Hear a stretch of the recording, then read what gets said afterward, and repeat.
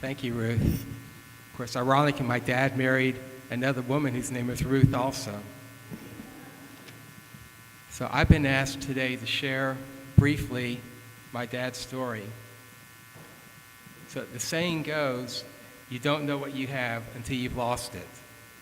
But some of us never had, but we know.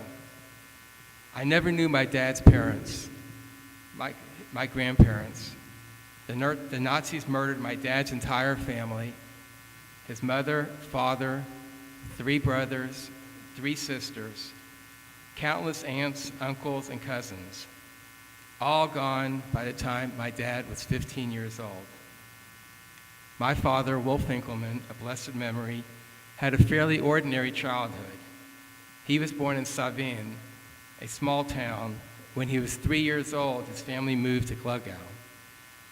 My grandfather eked out a meager living as a shoemaker, but somehow everybody had what they needed and life was good.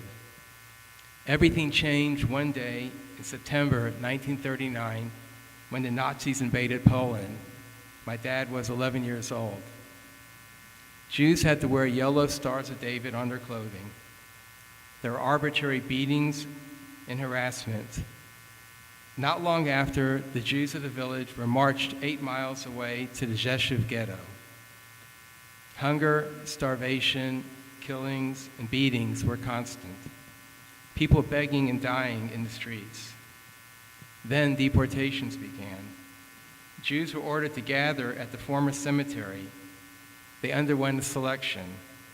Some were chosen to work, and others were taken to the nearby forest and shot. Groups of Jews were marched to the town's train station, packed in cattle cars, and transported to Belzec, where they were gassed immediately upon arrival. Included in these series of deportations were my dad's parents, sisters, and youngest brother. My father and his 2 older brothers escaped by hiding on a rooftop behind a chimney, where they watched all that was happening below. My dad and his brothers were incredibly fortunate to avoid or escape numerous selections over the next year until the final liquidation of the ghetto took place on September 3rd, 1943. Because Belzec had been shut down by then, my dad and his brothers were sent to a nearby transit camp called Shebnia. They were only there for 2 months, at which point my dad and his younger brother were loaded into a cattle car, again with no food or restroom facilities. Older brother Henry was kept behind for cleanup detail. The following day, after the work had been completed, Henry's group was taken to a nearby forest and shot. After 3 days, the train arrived at Auschwitz. Many had already died on the trip from suffocation and or starvation. Henry, my dad's older brother, had been able to sneak some extra bread to my father and Heel, so when they arrived at Auschwitz, they were in relatively better condition than most others. The Germans were shouting, the dogs were barking, everybody was lined up and marched by the camp doctor, who pointed his finger left or right, signifying which way to proceed. Of course, that doctor was probably Dr. Joseph Mengele. Age was the principal criteria for selection. Sometimes they would be asked their age or occupation. My dad, fortunately, lied about both. He claimed to be 17 and a mechanic. In truth, he wasn't yet 15 and had no skills at all. My father was sent to the right. His brother Heel was sent to the left, to the gas chambers. That day, my dad was tattooed with the number 161073. He was selected for work duty in a nearby camp called Świętochłowicz. Auschwitz was liberated by the Russian army on January 27, 1945. In the weeks leading up, the Nazis sent many, including my dad, on what became to be known as the Death March to Mauthausen in the bitter cold of winter. Mauthausen became overcrowded, and my dad was sent to another satellite camp called Gunskirchen. It consisted mostly of barracks and sheds in the woods, surrounded by high barbed wire. One day in May 1945, the German guards abandoned the camp. There were about 15,000 prisoners there. Only a few thousand were alive when the 71st Division of the United States Army liberated the camp on May 4th, 1945. My father ended up in a nearby displaced persons camp, Bindenbuchel, run by the Allies.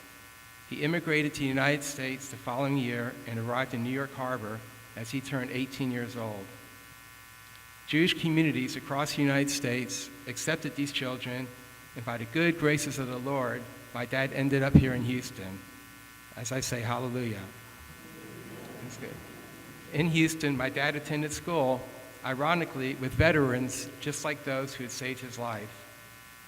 After graduation, he got a job and eventually married, had 3 wonderful children, right? I'm a little biased, and he built a successful career. In 2010, at the age of 81, he passed away after a courageous battle with cancer. Survivor stories are like fingerprints. No two are alike. Yet, what they do have in common is the role played by luck. Survivors could have lived bitter lives, carrying the burden of their pain and hurt. Who could blame them? We live in a society today where this is very common. Yet, by and large, Holocaust survivors, such as my dad, chose a different path. They refused to let Hitler ruin their lives and therefore add to his list of so-called accomplishments. Instead, they chose the path of life. They rebuilt their lives and they rebuilt their families. They built communities and they built businesses. They became contributors to society. What a great lesson and a great legacy that is. Once survivors had secured their own future, they increasingly devoted their later years to sharing their own personal stories and pleading with anyone who would listen to learn the lessons of intolerance and discrimination. That's why I know my dad would be so proud of me standing up here in front of you today, but even more impressed that so many of you chose to be here today to hear his story. Thank you.